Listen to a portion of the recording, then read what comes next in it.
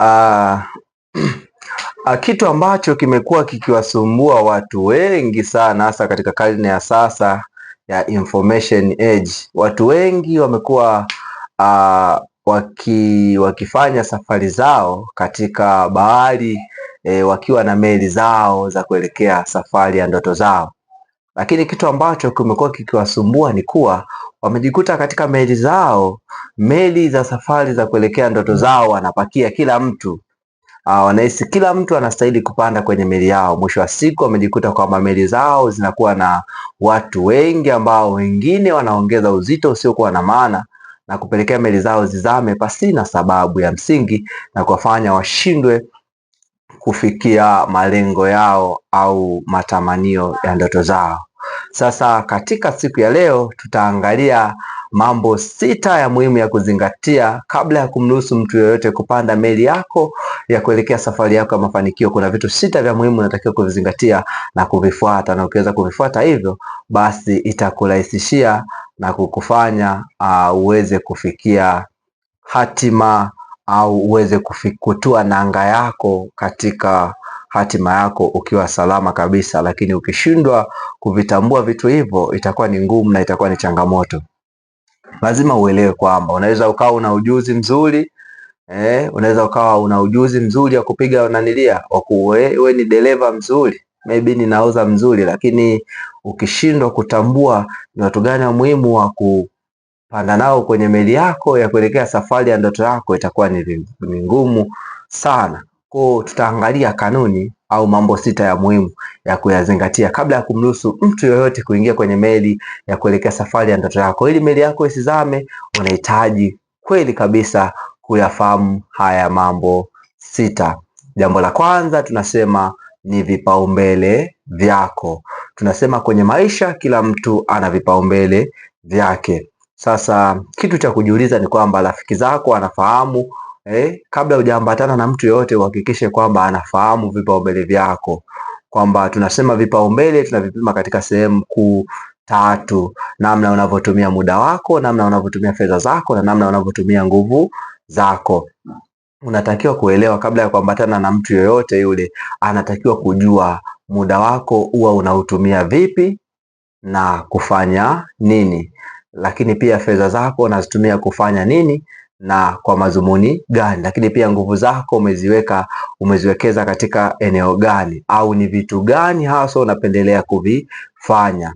Maana yake kama yeye ni mtu wa starehe na wewe si mtu wa starehe, unapenda kufanya vitu ambavyo vitajenga ndoto yako, maana yake ukiambatana na mtu huyo, kuna asilimia kubwa anaweza kuzamisha meli yako kuelekea katika malengo yako. Sasa kuna mtu alishawahi kusema kwamba show me your friend and I will tell you who you are, kwamba nionyeshe rafiki zako na mimi nitakwambia wewe ni nani, ikiwa na maana ya kwamba rafiki zako asipofahamu vipaumbele vyako, manake itakuwa ni rahisi wewe kuishi au kutembea katika vipaumbele vya rafiki zako na kusahau kabisa malengo yako. Kwa ili meli yako ya mafanikio isizame katikati ya kina cha bahari au isitue nanga kabla ya wakati wake, lazima uhakikishe kwamba watu ambao unaambatana nao wanafahamu vipaumbele vyako ni vipi, kwamba si kila mtu unafaa kutumia naye muda wako, si kila mtu unafaa kutumia naye fedha zako, lakini si kila mtu unafaa kutumia naye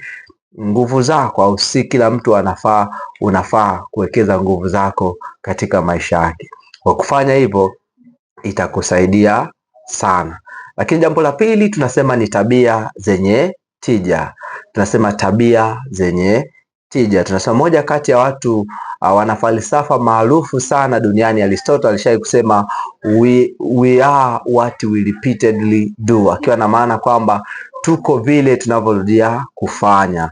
Tunasema tuko vile tunavyorudia kufanya, kwamba tabia ambazo umekuwa ukizifanya kila siku, ziwe ni ndogo ndogo au kubwa, ndio ambazo zinatengeneza identification yako. Sasa swali kubwa la kujiuliza ni kwamba kabla haujaambatana na mtu yoyote yule, ni lazima uhakikishe au uchunguze na kufahamu kuwa muda mwingi wakikaa huwa wanazungumza kuhusu nini.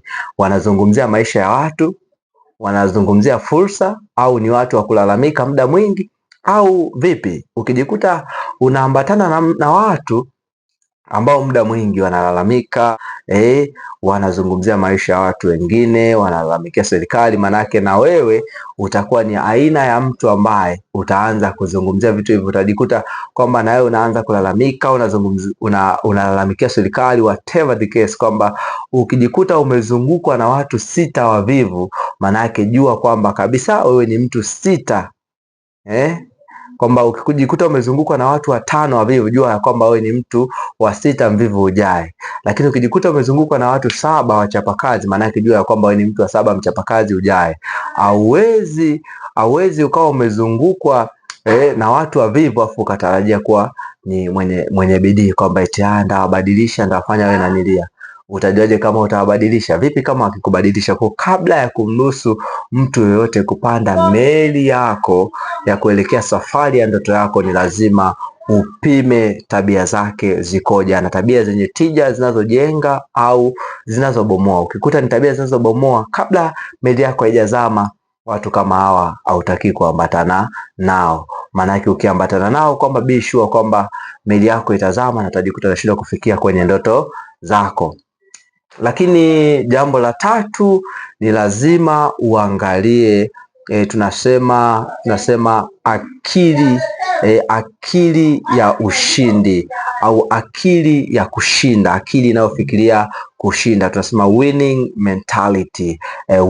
mentality, kwamba tunasema kabla ya kuambatana na mtu yoyote yule, ni lazima uangalie akili yao inafikiri vipi. Huwa wanafikiria kushinda au wanafikiria kushindwa?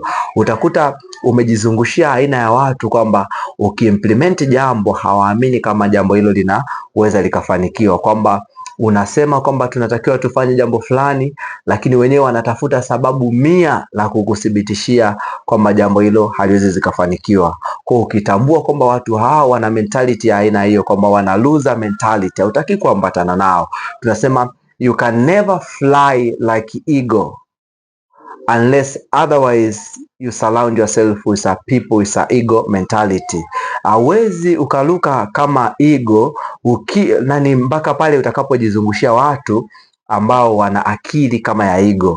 Hawezi ukasema nataka kupaa juu zaidi wakati umejizungushia watu ambao wana chicken mentality, kwamba wenyewe wao wanawaza kudonoa chini kila siku afu nataka upae. Haileti akilini kabisa. Kwa kabla haujaambatana na mtu yoyote, kabla haujamruhusu mtu yoyote kupanda meli yako ya mafanikio, ni lazima uhakikishe kwamba mtu huyo ana winning mentality, anaamini vitu vinaweza vikafanikiwa, anaamini vitu vinaweza vikafanyika. Na watu wote ambao wameacha historia katika walioacha alama katika historia na wanaoendelea kuacha alama ni wale watu ambao wana winning mentality. Ukiweza kujizungumshia watu wa aina hiyo, maana yake ni kwamba utaweza kuhakikisha kwamba unafikia kule unakotaka. Lakini tunasema jambo la 4, tunasema ni ukomavu katika kufanya maamuzi. Ukomavu katika kufanya maamuzi.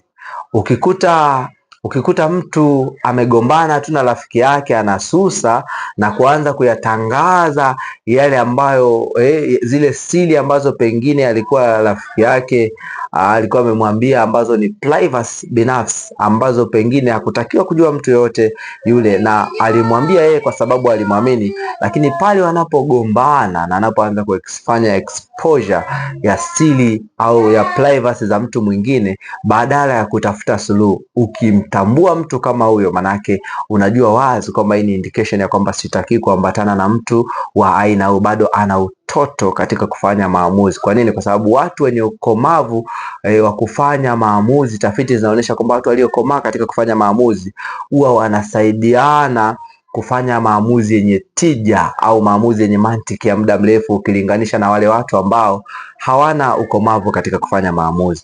Kwa ni lazima uhakikishe kwamba hata pale ambapo unakata tamaa, unahisi kuto kuendelea, ukikutana na mtu ambaye anaweza kukushauri na kukwambia inawezekana, unaweza ukavuka katika hili umekosea, unabidi ufanye 1, 2, 3. Manake huyo mtu unafaa kuambatana naye. Kwa nini? Kwa sababu anakufanya uone unaweza ukakua na uweze kuendelea mbele, kukata mawimbi ya kuelekea ndoto zako. Lakini ukikuta mtu kidogo tu mmepishana, anasusa, anaacha na pengine akutafuti, mtu kama huyo inabidi upunguze muda wa kutumia naye, na ikiwezekana jiweke mbali naye sana, kwa sababu atafanya meli ya ndoto zako izame na ukashindwa kufika kule unakotaka.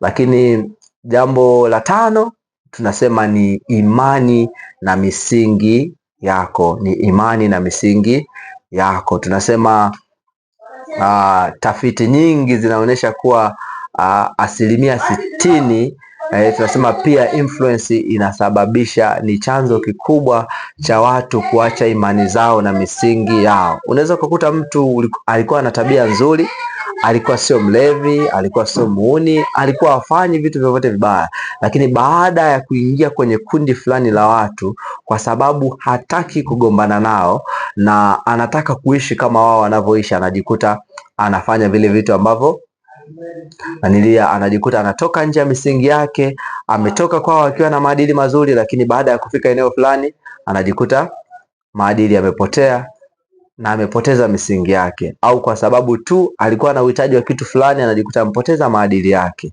Lakini jambo la 6, unatakiwa kutambua kwamba thamani zako, tunasema understanding your core value.